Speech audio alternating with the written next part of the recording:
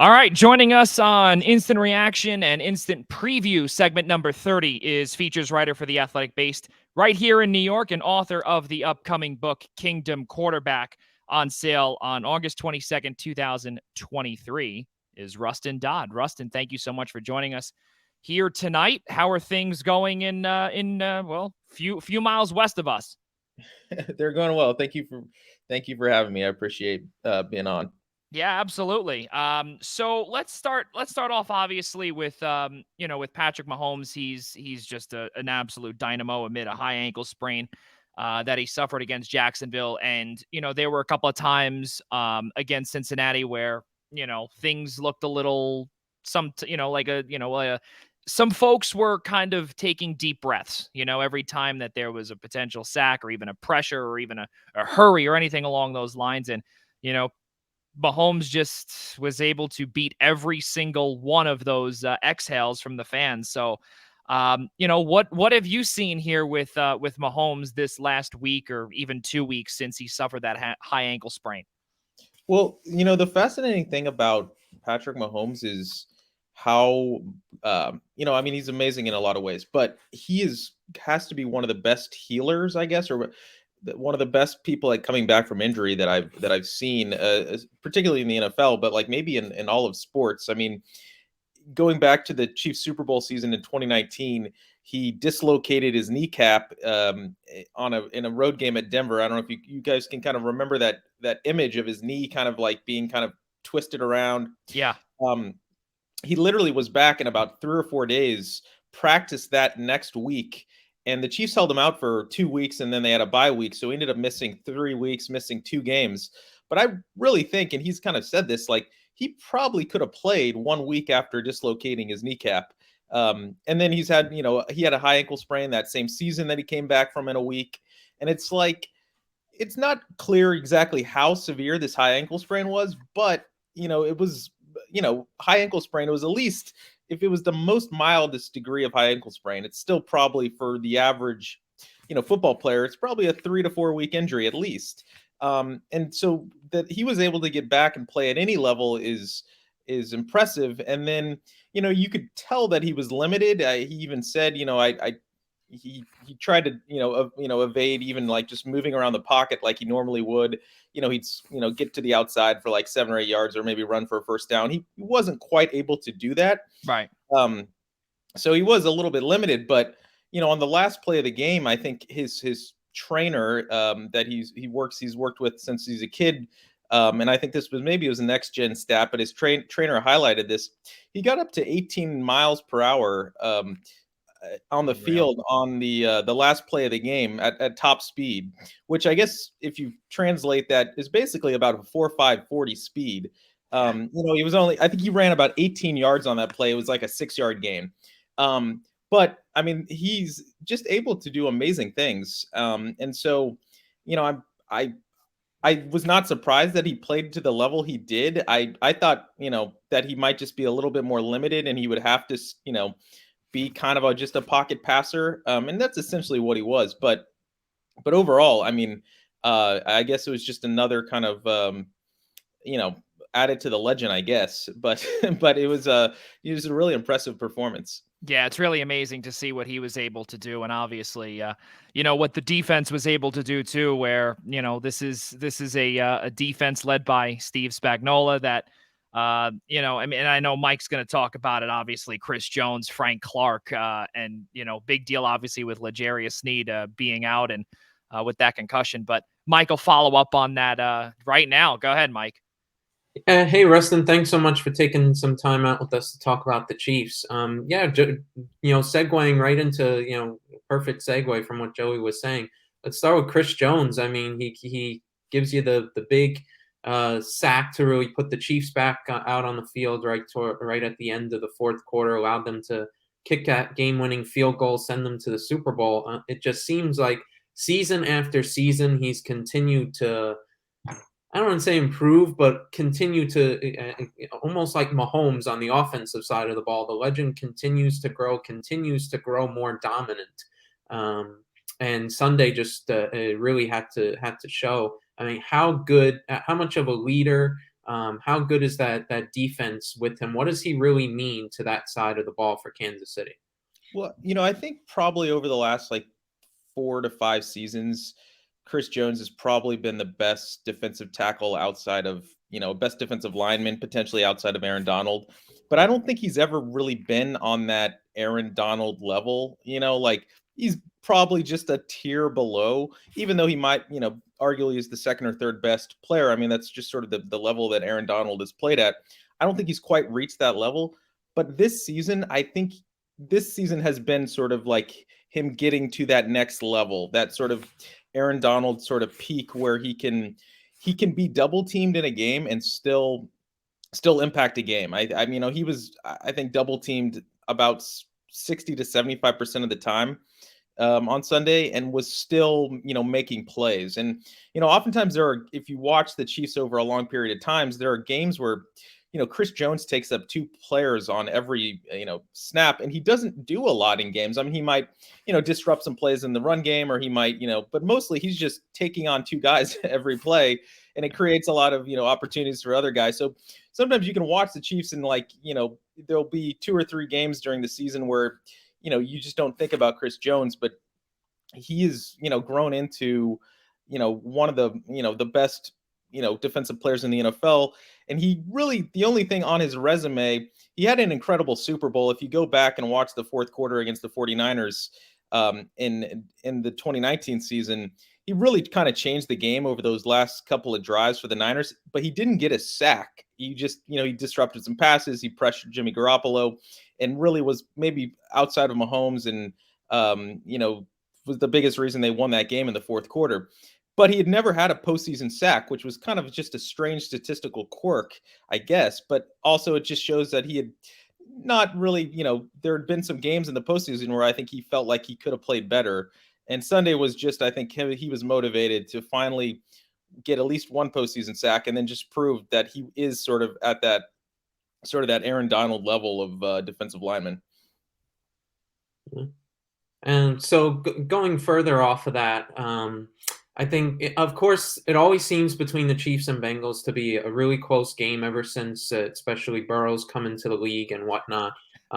There was so much mention pre-game, of course, the whole conception of, everybody wanting to nickname Burrowhead, and the Cincinnati mayor gets involved. And I think you could see like Travis Kelce, obviously being Travis Kelce, in the post-game celebrations on the field, where he just let it all out, just as crazy as his brother, right?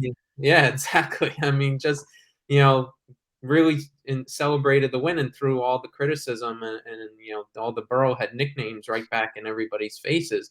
Is there that sort of relief amongst Kansas City fans that they finally beat this Bengals team led by Burrow? They had won the last 3 straight. Was that sort of something entering people's minds? And God forbid, if the Chiefs did lose on Sunday, would it have been like, oh my God, we can't beat this team, what are we going to do next season? All that sort of stuff. So how much? No, I mean, I think it would have been 100% that. It would have been, it would have been a complete kind of reassessment of where they're at.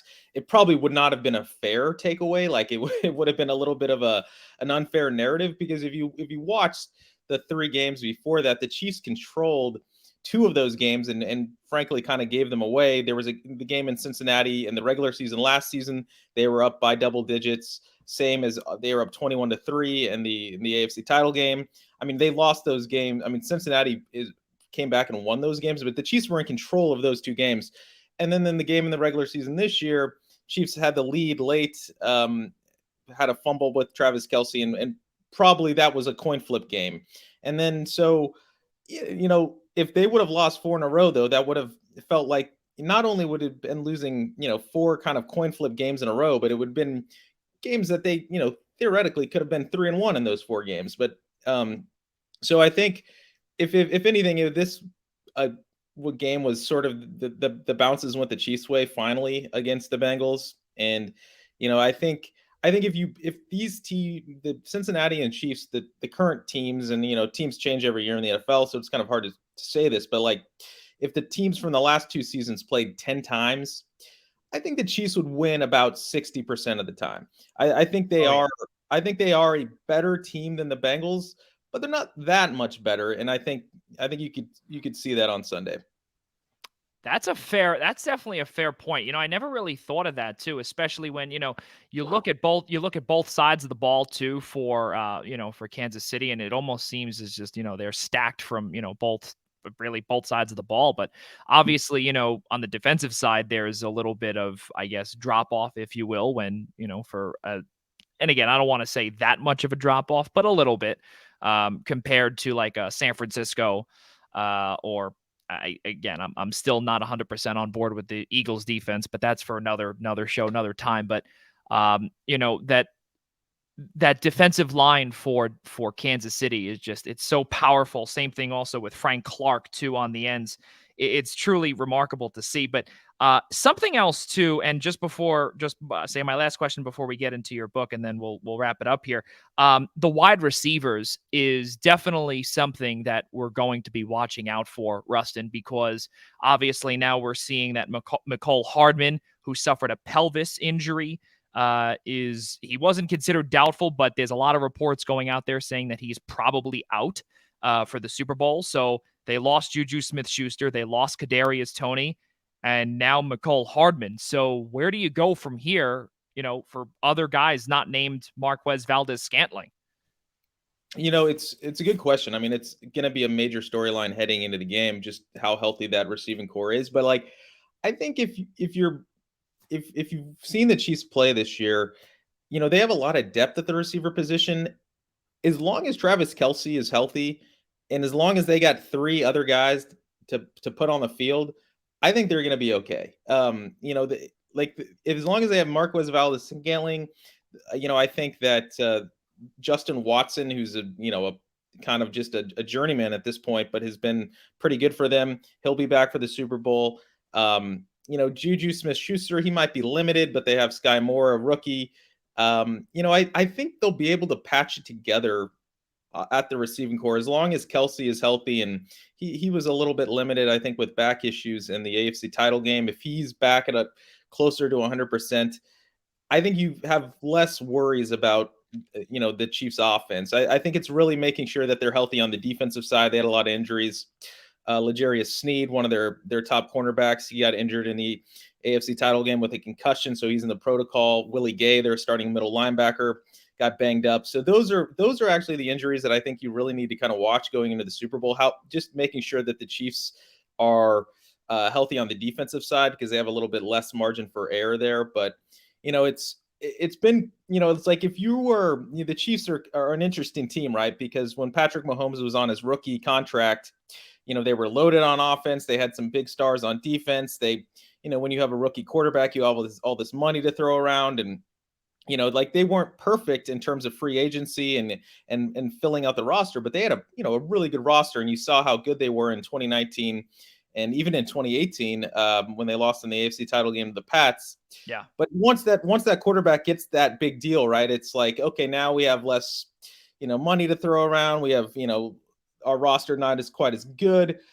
And this has been the kind of the first year when they lost Tyreek Hill, where it's been like, all right, is Mahomes really just, can he make any wide receiver look good? And so far the answer has been basically yes. So it's been as far as you looking forward, I think that's maybe been one of the most positive storylines for the Chiefs this season. It's kind of like it's like I think about it as like Peyton Manning. It's like when his career started, he had Marvin Harrison and Reggie Wayne, but then he went to Pierre Garçon and and those other guys that came along, and he was still good. And I think there was just like a little bit of question: is there going to be any drop off with Mahomes if he's throwing to Juju Smith-Schuster and Sky Moore and Justin Watson? And for the most part, the answer has been no. So as long as just 3 or 4 of those 5 or 6 guys that they have back there are healthy to go along with Kelce, I think they can patch it together. Truly amazing stuff. And speaking of positive storylines, no pun intended, obviously, we got to check in on your new book, Kingdom Quarterback, which is set to be released and hit the shelves on my birthday, actually, on Oh, August 22nd, 2023. So I actually put this on my wish list on Amazon because I'm very intrigued to read this book because, I think Patrick Mahomes is just a freak of nature, to be honest with you. And it seems, too, just by looking at it, what it says here for the visual viewers here on YouTube that'll be seeing this later on. Patrick Mahomes, the Kansas City Chiefs, and how a once swinging Cowtown chased the ultimate comeback. And just to give, I guess, a little, brief summary of what this is, or a little bit more in depth, aside from that little blurb that you put there in front. How much fun was this to write this book, Rustin? well, it's been really fun. The book is kind of two stories in one, I guess you might say. Sure. It's sort of half the story of Patrick Mahomes, both his life coming up in White House, Texas, and going on to Texas Tech, and then obviously his kind of rise in the NFL and sort of how he's changed the quarterback position. How the position has evolved, how he's kind of forced it to evolve, and then obviously the Chiefs' run over the last 3 to 4 years. We have kind of telling the whole story of the Super Bowl season, and then the two kind of disappointments in the last 2 years, and then the book will, spoiler alerts, but it will end with whatever happens this season. So that will be in the book as well. And then the second part of the book is sort of telling the story of Kansas City, which it's where I grew up. It's my hometown, and so it's a little bit about just sort of the history of the city, and I guess and at least this is my opinion as somebody from Kansas City. But there's a lot of like great cities across the country. But a lot of times these cities in the Midwest, sometimes they get a little bit overlooked, and their stories aren't as told as much as like a New York or an LA or a Chicago or whatever. And so it's just sort of telling the city's kind of history, and kind of interweaving that with the history of the Chiefs, and obviously the story of Patrick Mahomes. That's really awesome. And like I said, I'm pumped to read this book. I've been getting back into reading, so I'm definitely going to put this, or it is already on my wish list. And you can just add this to my list of books, or my book table or shelf or whatever we want to call it, where it has a whole bunch of books. So, Rustin, thank you so much. Again, Kingdom Quarterback, future author, and that book will be out on August 22nd, 2023. I'm pumped to see it. And a biography, and this is something that we got right off of Amazon, a biography of the Chiefs, Patrick Mahomes' historical struggles and recent success of Kansas City. Rustin, thank you so much. You're also a feature writer for The Athletic, based right here in New York. Thank you so much for coming on, my man. Appreciate it. Thank you, Joey, and thank you, Mike. I appreciate it. All right, ladies and gentlemen, we'll be back in a few short moments right here on the Eastern Observer.